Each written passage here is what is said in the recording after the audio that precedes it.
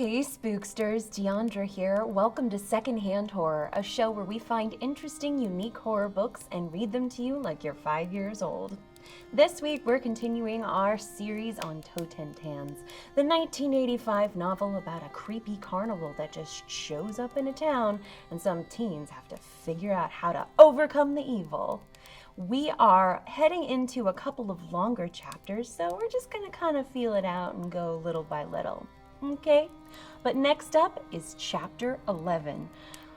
Last we left our hero, he was basically alone in his town. Who knows where we'll go from here? It's only getting more intense. Let's begin.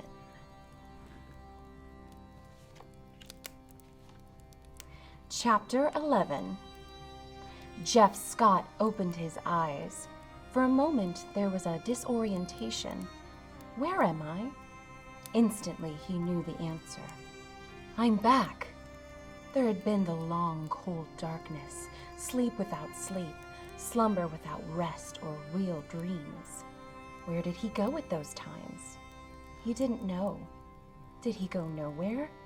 Was that what being dead was? Not going anywhere?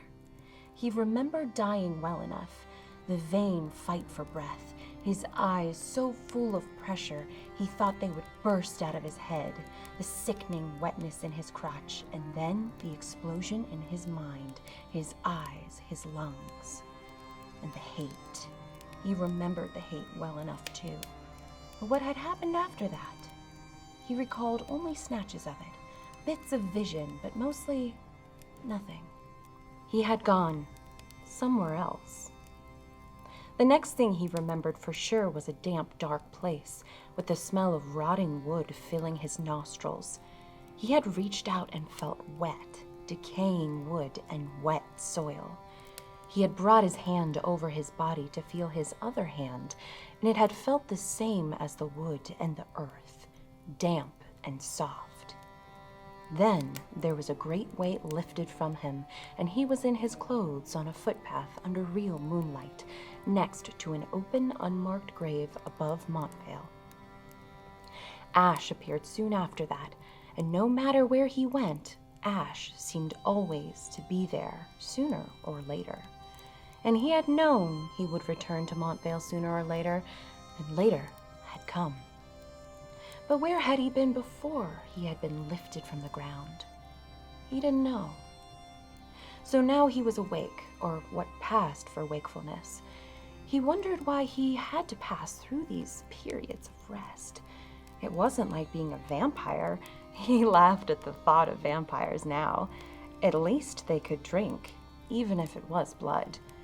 The truth was that he felt the urge to rest at the same times he always had, at night, and sometimes during the day. The only consolation now was that he never got insomnia. It was easy to sleep. He just lay down, and one moment he was there, the next moment he wasn't. Frankenstein. That was how, when he got into wry moods, he thought of himself. The unliving made alive. The word zombie made him uncomfortable. And anyway, he told himself he wasn't a true zombie because zombies were merely the reincarnated dead. They had no will of their own. They were corpses that walked and moved as if under radio control. Zombies made him laugh now, too. Everything made him laugh without laughing, even Frankenstein. But at least Frankenstein, the way he had been seen on television once, was more to his liking. The unliving made alive and whole. Frankenstein had feelings. He thought about things. The only trouble he had was in the movie some fool had put a deviant's brain in his skull, and you could hardly blame that on him. You had the feeling that if he had the brain he was supposed to have had, he would not have been a monster at all, would, in fact, have been more intelligent than the cretin who created him. But that, a suave monster in a smoking jacket, talking about physics and Mozart, wouldn't have been half dramatic enough for the movies. Nobody ever seemed to notice that it wasn't the process itself that made the movie horrifying, only that some jackass human had fucked up and switched brains. He tried to not think about it too much. There were a lot of things he tried not to think about too much. He rose and cracked his bones. That couldn't be helped. In the Union Army, he had bunked with a fellow for a long time who had jumped out of bed each morning and cracked. It seemed he cracked every bone in his body, relishing the task. He started with the knuckles in his hands and toes, and then worked his way through every joint in his arms and legs, finishing with his neck. Jeff had begged him not to do it, but he had just laughed. It got so bad that Jeff thought he would have to kill him to make him stop, but a rebel soldier had done that job for him in Fredericksburg. What his own body did to him now was something like that. No matter how gently he rose, each bone in his body cried out at the same time, begging not to be stood up. It sometimes took 10 minutes for all his bones to settle into place. The first time it had happened, it had scared the hell out of him, but now he looked at it as his old army bunkmate's revenge. With a groan, he pushed himself over the small mirror on the wall of his trailer. He did this each time he got up, and the shock was always the same.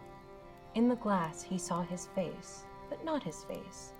The features were all there, the weak jaw, the strong, straight nose, the high cheekbones that almost made his face gaunt, the curly mass of boyish red, brown hair, thicker on top than on both sides. But the eyes he could not see. However, he stared at himself. And despite how hard he stared at himself, he could not look into his own eyes. They were there, and they were the right shade of light blue, but he just couldn't look into himself. He'd always faced himself this way in the morning, taking stock and getting the day's duties straight in his mind. It had always been his way of waking up. And now he was awake, or something like it, and it was impossible to do this thing. He had once asked Ash about it, and Ash had only laughed, and he hadn't asked again. The bones in his neck creaking painfully, he surveyed the rest of the room. It was a little better than the army tent he had lived in for 3 years during the war, but that was fine with him. A small wooden table next to his bunk, a couple of books, mostly picked up secondhand or at library sales on a makeshift shelf over the tidy dresser. On top of the dresser, just one thing. In the old days, a couple of pictures would have been there, a sepia print of his mother, and a black and white photograph that Matthew Brady himself had taken of him and his buddies in the 14th Infantry, looking in the crackly print like old men around a dead campfire. A hairbrush, bone-handed, that his father had given him on his 12th birthday. The Bible that Lucius had given him on the same day when the two of them, his father and Lucius, decided for some reason that he was a man. The only thing there now was a Bible, not the same one, but another that originally had belonged to a 4th grader at St. Catherine's School in a suburb of Chicago. He picked it up for 50 cents. When he had put his hands on it at the rummage sale, he had expected something momentous to happen, like a lightning whipping out of the sky, or at least the old leather cover would burn his hand, making him go, "After all, I'm dead." But nothing of the kind had happened. That was another reason he liked to think of himself as Frankenstein, because the monster would have been a reader had he had the chance. There was a scene in the movie where Frankenstein came across a blind man who recited scripture to him over tea. It was probably the most touching part of the movie. The monster, even with his cursed, devious brain, was obviously moved. No taint of evil lurked in him, only around him in that situation. Each day he read from the Bible, just as he had in the army. He started at the beginning with Genesis, but had soon given that up. There was much more that interested him in the New Testament than in the Old. He found himself going over Revelation again and again, looking for some hint of comfort, and had discovered that whatever comfort he did gain from the book centered on Matthew's Gospel. Matthew could write.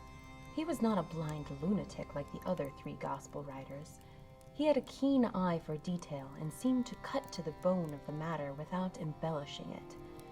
And in that, there was a stark poetry that made his account all the more believable. Jeff wanted very much now, much more than, well, before, to believe in all of it, the resurrection, and especially what came after it. The second coming was something he wanted desperately to believe in because he thought, might it not hold out hope for himself? He was a changed man, much more cynical than he had been before, but also different in other ways. He thought things through now, and he wanted to understand his situation. He thought he had come to understand revenge, and he wanted no part of it. But he also felt more powerless than he ever had before. After all, 60 years ago, I was dead. He gave a harsh, grunting laugh at the thought, flipping the Bible open with one hand to choose a random passage. The door behind him opened, then closed, slamming shut like a screen door. Jeff felt the peculiar mix of revulsion, fear, and renewal that he always did when Ash was nearby. "Let me pick a verse for you," Ash said. "How about this? Fear not, for I am with thee." Genesis. Like it? "Go away, Ash." "But why? I've come to summon you, dear boy. For as the bard says, to quote from another and much finer work than the one you hold there, we must take the current when it serves or lose our venture." Jeff could barely move. A cold spot started way down in his stomach and blossomed to fill his body. He felt drained, frozen. "Amusement time," Ash said. "Actually, you won't be needed much for a while except to calm Lucius. I really do regret having him around. He makes everyone nervous, continually wringing his hands and moaning, uttering cries to heaven, all that. Do something about him before I do." Jeff Scott turned, trying to control the roiling within him. "I want no part of this." Ash smiled, making his face look like a sack of flour with a deep red gash in it. He produced one of his cigarettes and took his time in lighting it, carelessly dropping the still-lit match on the rough wooden floor of the trailer. "This is all for you, Jeff." "Tell me exactly who you are, Ash." Jeff felt as he never had before, both feverish and elated. The chill in him dispersed. He felt lighter, less sluggish than he had in months. "You were saying?" Ash replied, ignoring the change that had come over Jeff Scott. "Tell me about yourself," Jeff said, laughing. He felt almost powerful. His nostrils flared as if he were a famished animal smelling meat. "What are you afraid of, Ash?" "Deep down, I know, I can sense that there's something or someone you're terrified of." "Is it me?" Ash threw down his cigarette. For a moment, Jeff thought he would storm out, short coat snapping theatrically behind him. But he only stared at Jeff. In an instant, Jeff felt his elation evaporate. "I'm extremely frightened of you, boy," Ash said. Jeff felt as if someone were scooping out his insides with a trowel. He gagged, collapsing to his knees and holding his stomach. He was afraid that if he let go, everything in it would spill out. "Do you really think this is all only for you?" Ash spat. "Did you really believe me when I said that? Did you believe me whenever I spoke?" A look Jeff had never seen before possessed Ash's non-face. Now, Jeff felt as though he had been doused with gasoline and lit. He looked up and saw nothing but blackness. Ash had disappeared, so had his room, the trailer, everything. There was only the horrible burning of his skin, both outside and in. He could not even work his mouth to scream. He felt for the floor, thinking that perhaps he would find coolness there, but there was no floor. He was in an empty space. Then the fire abated and a curtain was drawn aside, and he had a vision, a remembrance of the kind that he had when he was dreaming. He was back on his daddy's farm. It was a glaring bright day. The sky was so full of daylight it hurt his eyes. He looked down and saw that the brightness was reflected off the ground, which was covered deep in virgin snow. The sky was the kind of deep sapphire it was after a good, strong snowstorm. There was a sheen of thin, crusty ice on the snow, as though it had partially melted at the height of the day and now was freezing again. It was late afternoon, by the sun. The oak in the front yard, ponderously tall, even when denuded of leaves, held a thin white frosting along the top of its gray branches. For a moment, it was like a perfect color snapshot, the kind they printed in the issues of Life magazine that he had picked up a couple of times. And then, as if someone had thrown a switch, things began to move. The top limbs of the trees sowed gently in the near still breeze. Some of the powder drifted off and fell lazily, like the snow in one of those snow globes imported from Europe that you shook upside down. Off behind the barn, a cow mooed sleepily. The door to the house slammed open and then shut. It seemed to spit a hooting figure out onto the porch, bearing something nearly too heavy for it to carry. "Jeff! Jeff!" the figure whooped as it came closer. Jeff saw that its burden was a long wooden toboggan. The figure was his brother Tom.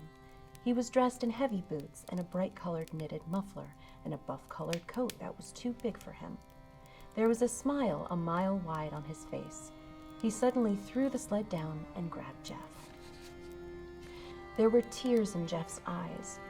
He looked at himself and discovered he was dressed in heavy mittens and hand-me-down boots.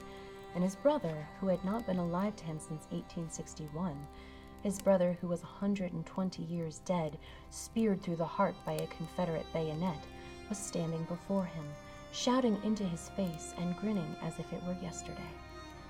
He knew this day. He knew something momentous had happened on this day, but he did not remember what. And as he remembered these things, he found that he was more 6 years old than long dead, and he was grinning back at 12-year-old Tom and nodding at everything he said, worshiping him as always. "I can't believe Pa let us out of the rest of our chores," Tom said. "What are you standing there for? If we don't go now, he'll change his mind." Tom picked up the toboggan, grunting, and heaved it onto his back, and then Jeff was trotting along, half beside him and half behind him, holding an edge and at least pretending that he was helping.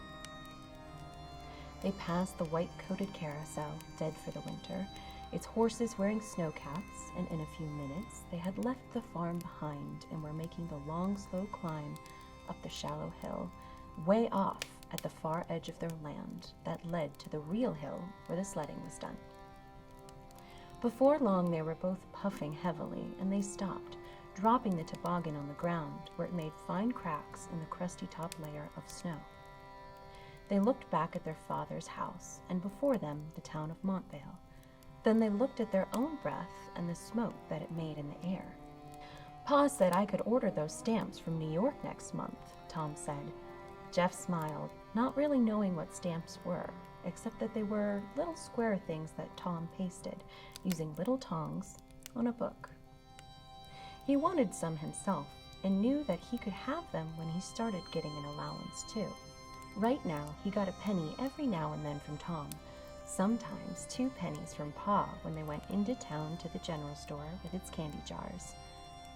He never had such fine days as those, except maybe for this one. Tom said, "Can't wait for those stamps," and there was a dreamy look to him, and then they hauled the sled up again and continued on their way. It wasn't long before they reached the sledding hill, high and curved like a C around the churchyard.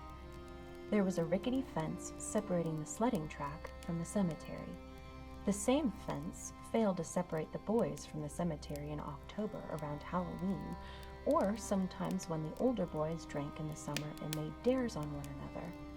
Now the old chipped fence posts stood up like long teeth, crooked and sharp at the end, and you had to be careful you didn't bash into them because one of the teeth might come down on you, or even give way and send you right into a headstone. There was a group already making use of the track, taking turns one after another, like a neat segmented snake, and Jeff saw a couple of tar torches already lit at the top and bottom of the hill so that the sledding could go on after dark. Laughter, swirling, and then borne away by the strengthening wind, reached them, and suddenly they were at the top. "Lo, Tom, Jeff," said Petey Graham, who was making a bench of his sled off the side of the starting patch. It looked like he was carving something. As far as Jeff could remember, he had never seen Petey Graham go down on the sled track once the whole winter. "Hi, Pete," Tom answered for both of them. Jeff knew that Petey was someone they were not supposed to spend much time with. He was said to be slow-witted. They passed him, lugging the sled another 20 feet to where a small group of 5 or 6 sat huddled around a pile of sticks. In the darkening afternoon, Jeff recognized 1 or 2 of the faces turned his way.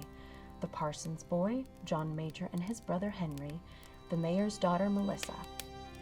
As they drew closer, the others turned as well. William Gantry, Tom's best friend, was there, as were the Becker sisters and the blacksmith's apprentice, Pod Williamson. There were greetings all around, and Jeff found himself seated on the end of the toboggan while they waited for the fire to be brought to life. He could not understand why they were bothering with this now, since there was still a good hour of daylight left. He thought of asking Tom about this, but he saw that Tom was busy with Melissa Poundridge, seating her on the toboggan, showing her how to make some sort of knot. Jeff was nearby, crowded off the end of the sled, and almost said something, but he thought better of it. When Tom was in the mood, there was little he wanted to hear about anything. Now, Jeff was getting cold. But then Bill Gantry had set a spark going with his flint, and the small fire was sputtering to flame. Jeff wanted to get to the sledding part, but he knew he had to wait for Tom. He had to wait for Tom for everything, but that never bothered him because Tom was his brother and always looked out for him. Tom had fought for him many times when the odds were unfair. One time he had thrashed Henry Major when that boy, 3 years older than Jeff, had taken one of his licorice whips right on the street in front of the general store just after Jeff had bought it. Henry had begun to strut away when suddenly Tom came out of nowhere, threw him to the ground, and pounded the tar out of him and retrieved the candy, whole and clean. Tom had taken a licking himself for that one when the rest of the Major clan, John and his older brother Jim, had ganged up on him in the schoolyard, but he had never said a word about it. A word never had to be said. Finally, they were going to sled. This happens only after Melissa Poundridge and the other girls decided there was something that they had to do by themselves for a while. The sky was turning blue-black by then, and when Tom said for him to get on the toboggan behind him and hold tight, he did so with a yell, and they were off, almost before he was seated. The icy snow glared bluish as it rushed past, and they came close to the fence once. But almost before he knew what had to happen, they were at the bottom of the hill, flying past the lit torches and coming to an abrupt stop at the raised mound of snow another 20 feet on. "Whee!" Jeff said. He thought he had never been happier in his whole life when Tom turned around and said, "Wee," too. They turned the sled sideways, and then Tom got up on his back, this time gently pushing Jeff away when he tried to hold on. "Let me do it, pal," he said, and when they got to the top, Jeff saw that Melissa was waiting for them. There followed another boring time on the sled in front of the modest fire, and Jeff grew impatient. "Can't we go again, Tom?" he asked, and when he got no definitive answer, he asked, "Can I go by myself then?" Tom turned around and stared at him. "No," he said. There was a look on his face that Jeff didn't like, and Jeff liked it even less when Tom turned his back on him to face Melissa again.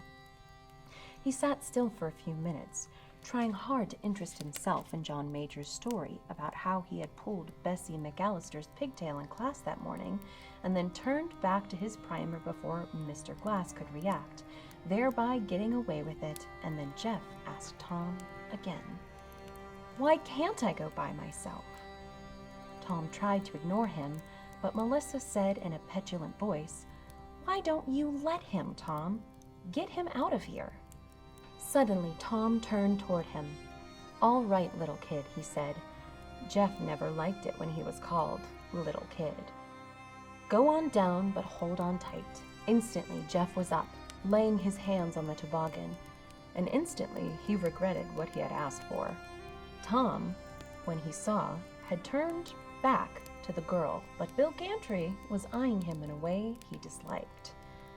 He saw Bill nudge Tom, asking him something, but Tom shrugged him off. Because Jeff couldn't lift the sled the way Tom had, he had to pull it by the rope attached to the front. The sled was long, and even then he had trouble in hauling it up in his wake. He turned around to see Bill Gantry get up, but at that moment Melissa said, "Aw, let him go on himself," and Bill sat down again. John and Henry Major turned their turtle eyes on him, grinning stupidly in the firelight, and then turned back to their friends. Jeff was suddenly alone. Resolutely, he pulled the toboggan forward. Before he knew it, he was at the top of the course. The sky was black now. He could see the first faint points of the evening stars. There would be a moon later, but now the only light he had to guide him came from the two flickering torches to either side of the starting point and, far below, the two tiny spots of orange that marked the other two torches. In the dimness, he could make out the blue-white track of snow he was to follow. It seemed much steeper and more treacherous than it had before. He shivered. He turned to look back at the warm fire, to listen to the laughing voices behind him, and knew that it was too late to retreat. As if to fire his resolve, he heard Henry Major call out, "What's the matter? You scared?" And the rippling, if not unanimous, chorus of laughter that followed tightened him. For all he knew, his brother, along with this girl he seemed to so mysteriously be interested in, was laughing at him too. And that would be too much to bear. He straightened the sled in the track and sat down on it. He realized how empty it was without a second rider. He had never even ridden in the front before. Without the extra weight of his brother, he feared he might take off like some huge bird, to crash somewhere in the unknown distance below. His boots fit snugly under the front curve of the toboggan. As he sat waiting for a push that would never come, tears filled his eyes, and he began to shiver. He wanted to cry out for Tom to come and help him like he always had, but he knew it would not happen this time.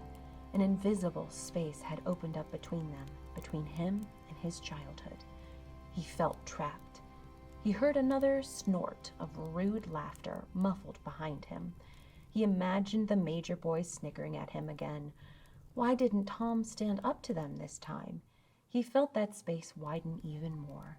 He had feared the time might come when Tom was not there to fight his big battles for him, and this was it. Though he understood, he could not help hating Tom for it. Why did this have to happen to him? Why did Tom have to abandon him now? "Jeff?" someone called, and for a moment his heart leaped at the thought that his brother had come out of the dark to save him once more. Sitting on the sled, he turned, half smiling. It was not Tom, but Petey Graham, the half-wit. He loomed out of the twilight like a giant, his huge gawking frame forming a shadow in front of the flickering firelight behind him. "Need help, Jeff?" he asked sincerely. He still held his carving tools and a formless piece of wood he was trying to turn into something that had a shape. "No thanks, Petey." "You sure? I heard them Major boys laughing. Thought they might have dared you into something you didn't want to do." Jeff choked back tears, suddenly hating his brother more than he ever thought he could. "No, Petey, that's okay." And then the sled seemed to move by itself, though it was his own hands that propelled it away from the lurking specter of Petey Graham and down the hill. He felt a momentary exhilaration as the first steep drop came. His stomach bottomed out as the sled picked up speed. The voices above faded, leaving him now with only the darkness and cold wind whipping his face.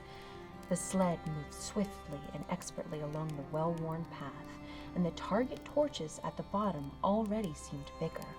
For a supreme moment, Jeff felt in control of all that was happening.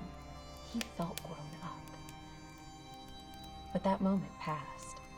The toboggan was moving with purpose now. Jeff realized with a flash of panic that he didn't know how to steer it. Tom had always handled that part and had never really explained it to him. And here, about halfway down, when the second steep drop occurred, there came a point when the rider had to assume control of the sled. That point came, and Jeff didn't know what to do. He was moving too fast. Finally, he threw out his feet to try to slow himself, but he only upset the movement of the sled and tore off one of his boots. Though the sled tried to be steady, he knew that he was at the mercy of the toboggan and the snow and the night. He had never moved so fast. He could not see the torches at the bottom, and then he did see them, somewhere off to the right where they shouldn't be.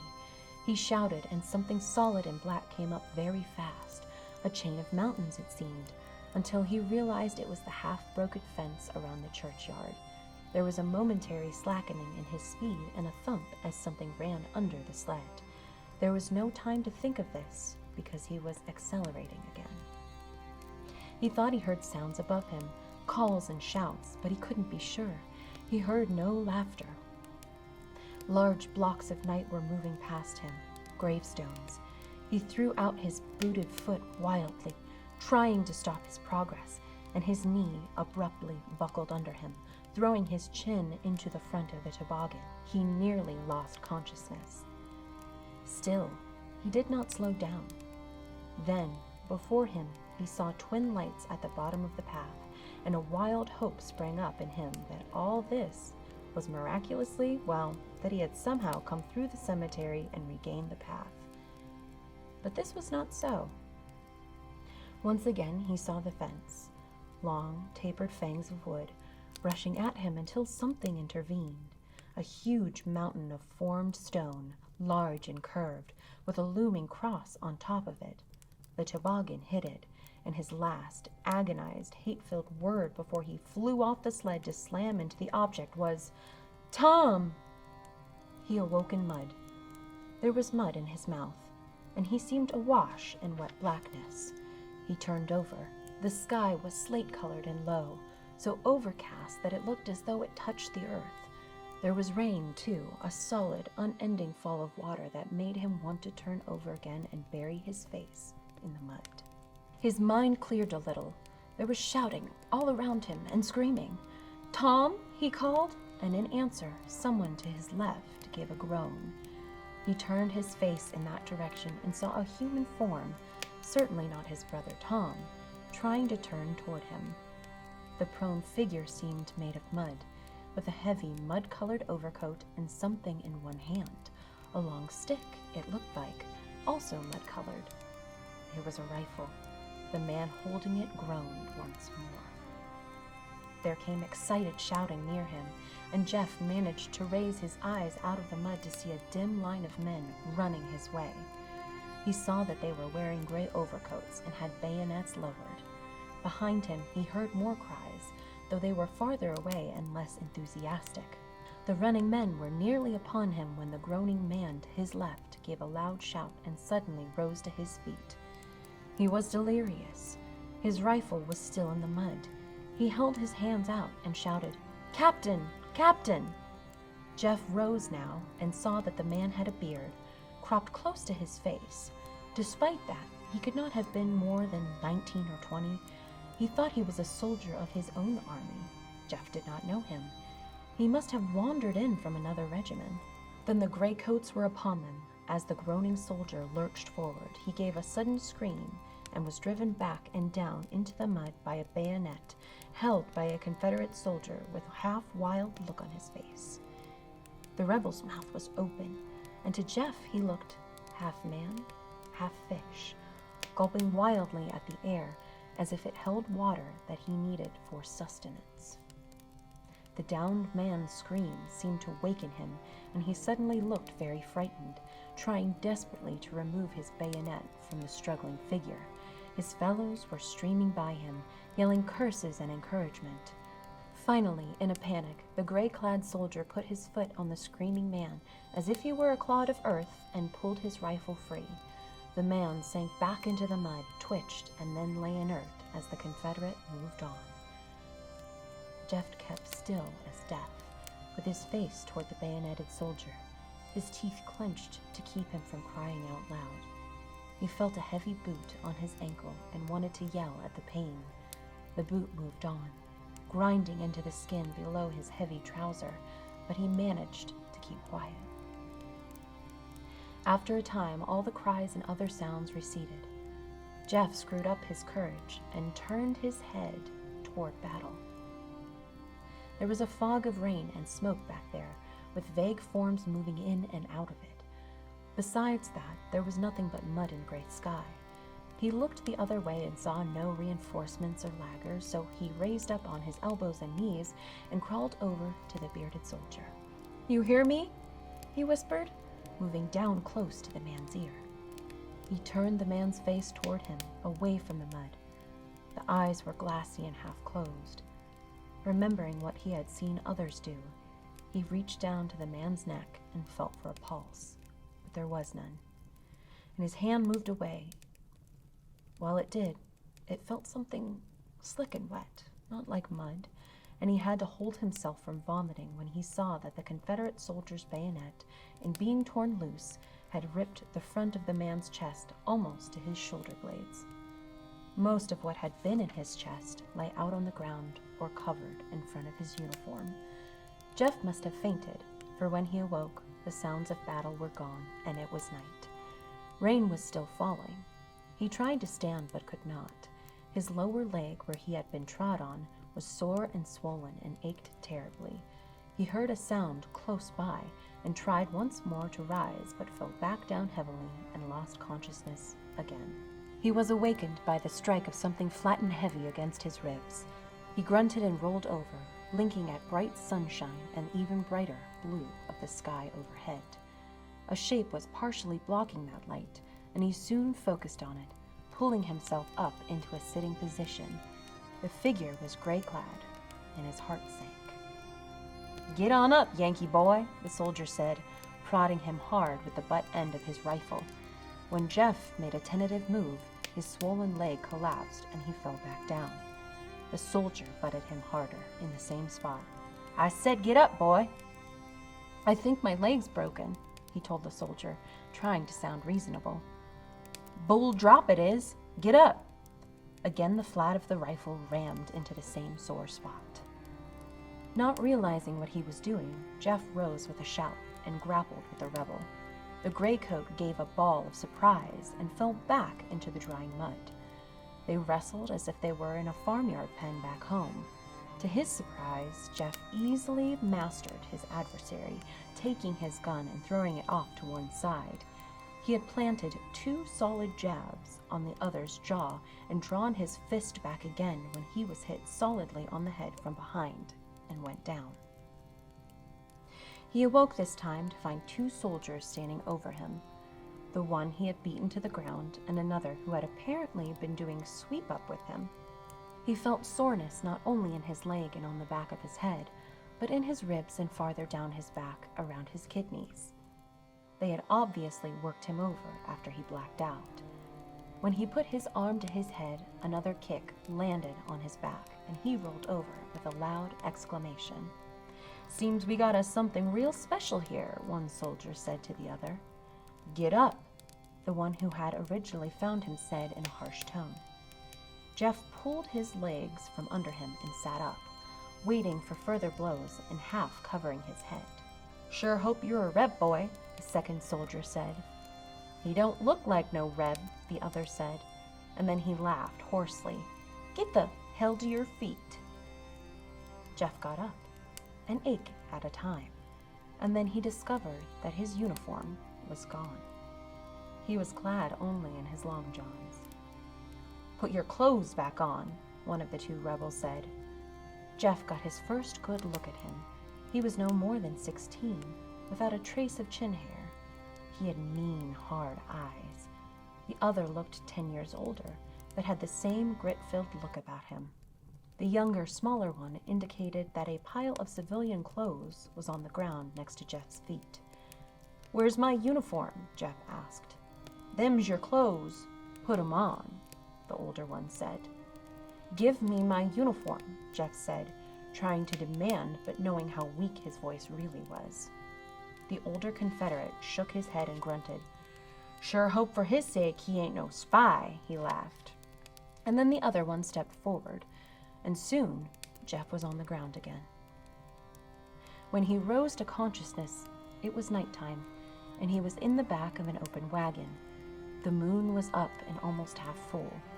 There was stationary torches off to his left, which meant the wagon was standing still. He sat up, putting his hand on his knees, and discovered that he had been dressed in the civilian clothes, an overlarge jacket and vest, 2 short pants, no shoes, and unmatched socks. The pants itched him, and this was the least of his worries. When he tried to lower himself from the wagon, he saw that it was being guarded by 2 soldiers who, with glaring looks, made sure he stayed where he was. "Bring him here, Sergeant," he heard a voice say in the darkness. In another moment, he was half carried, half walked toward what looked to be, in the moon and torchlight, an officer. The officer addressed him. "Can you stand on your own?" With a leap of hope, Jeff noted that the man's voice was not without kindness. Jeff nodded, but when the sergeant and his escort released him, he promptly sank to the ground. A camp stool was brought for him, and he was made to sit on it. Someone gave him a tin cup filled with coffee. The officer let him drink for a moment, and then spoke. "I'm sure you're aware of the predicament I'm in," he began, but Jeff cut him off. "I am Jeffrey Scott, 3rd Union Army, 14th Infantry. My uniform was forcibly stripped from me by 2 of your men. I was put in these clothes against my will." He looked as steadily as he could at the officer. "I am not a spy." The officer tapped the fingers of one hand against the back of the other and regarded Jeff soberly. "I probably shouldn't say this," he said. He paused, clasped his hands behind his back. "In fact, I know I shouldn't. If I chose, I could have you tried right now, even in the condition you're in, could have you shot in the morning. But I know those boys of mine who brought you in, and I know they're lying. Your clothes don't fit right. You're a Union man, all right, but you're no spy. Why in the hell would a spy, dressed in civilian clothes, be out in the middle of that battlefield?" He stopped, turned his head back on Jeff. "I don't like the North. I don't like what it's done to this country or the way it's running this war. My job is not to like Union soldiers." His hands gripped one another tightly. "But I don't like what's been done to you. It's just not right. I've got people up north, family, always have had." He turned around, and Jeff saw how angry he was. "And damn it, I can't stand not to act like a gentleman." He moved closer. "This is what I've done. I've sent an envoy to your people, asking for an exchange of prisoners. I want 2 of my soldiers for their 1 captured spy. If they respond, I'll send you back. Otherwise—" "What about the 2 men who did this to me?" The officer furrowed his brow. "I've got a whole company to worry about. I think you know what would happen if I dressed them down for bringing in a Union man." Before Jeff could respond, the officer turned away. "That's the best I can do."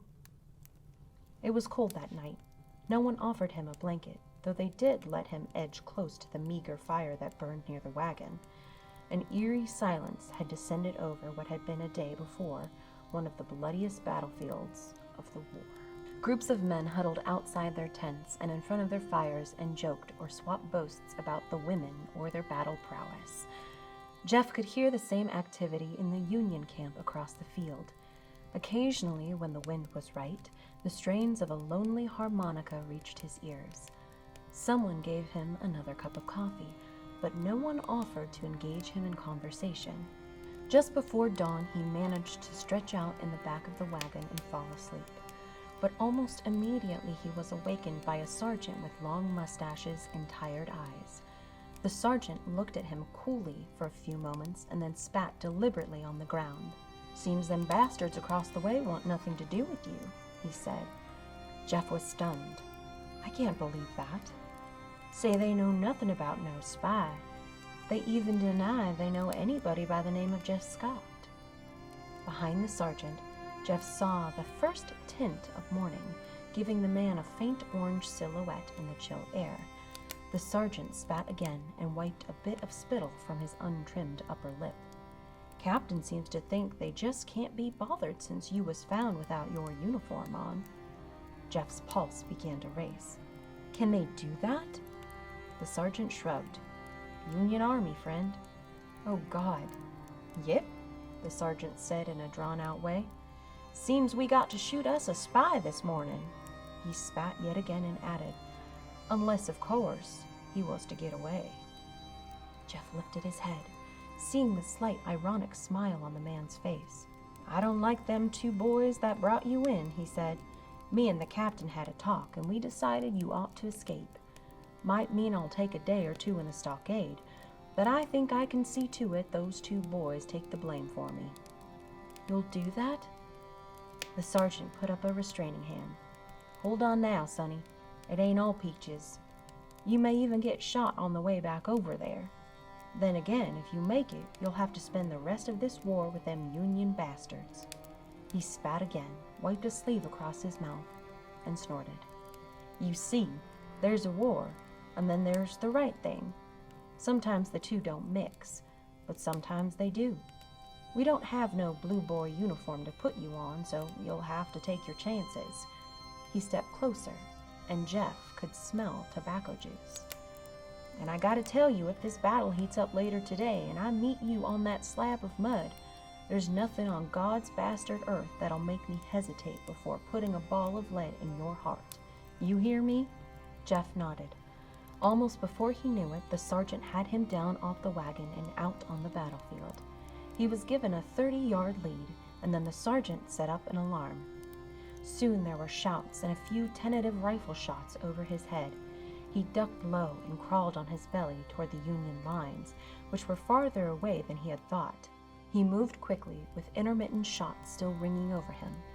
Twice he hit an obstruction that proved to be a dead rigor mortis body. Once he almost moved straight into a bayonet-tipped rifle, lodged at an angle in the now hard mud, and just missed losing an eye to it. After a while, the shots behind him faded, and he was able to rise. He found himself eye to eye with the blue-clad figure, someone he vaguely knew from his own regiment. Before he could open his mouth, the man had raised his rifle. There was a sudden burning pain in his thigh where the bullet wound left its mark. Then he was on the ground, looking at the growing blue-red light of day dawning as the soldier whooped, "I shot a Reb! I shot him!" "I'm going to die," Jeff thought.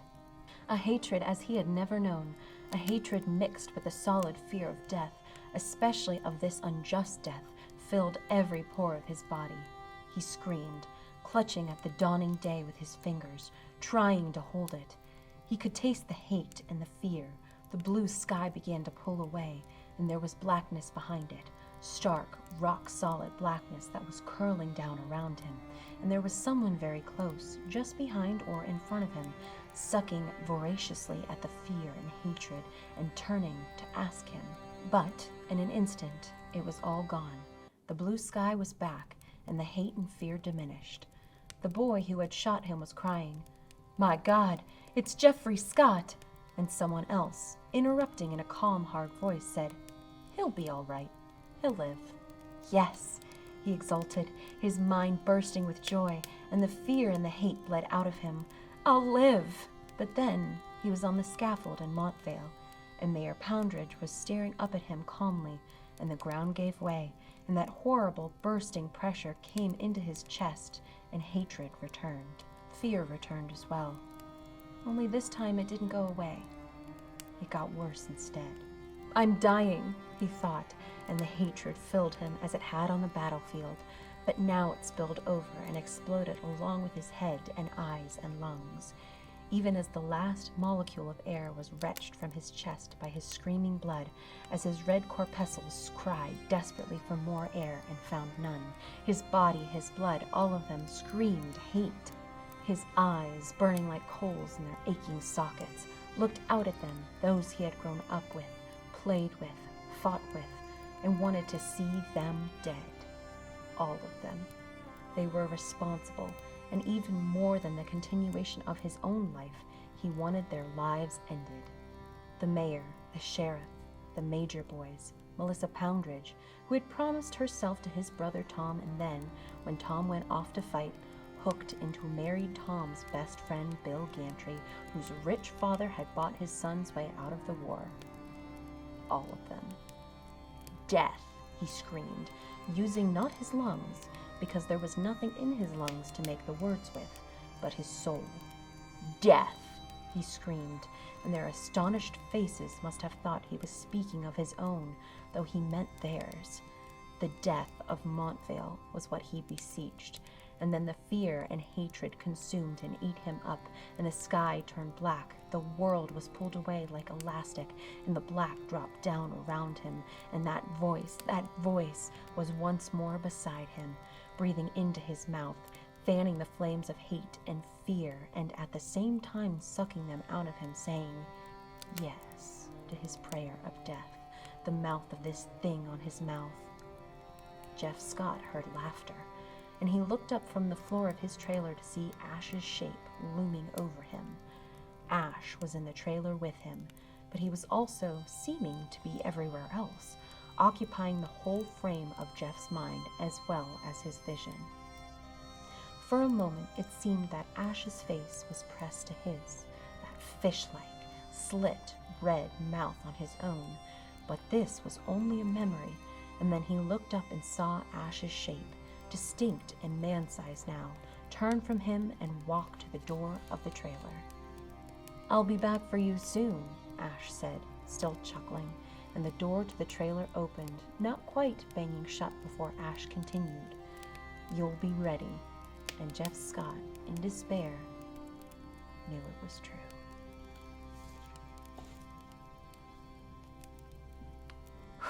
I gotta say, that particular chapter was a bit of a mouthful. I, even reading it, got a little bit lost myself, but I can understand that Ash was taking Jeff through kind of some memories in his past, leading up to why he's there with him and truly what Ash represents for him, which is kind of the personification of that death and hatred that Jeff wished upon Montvale.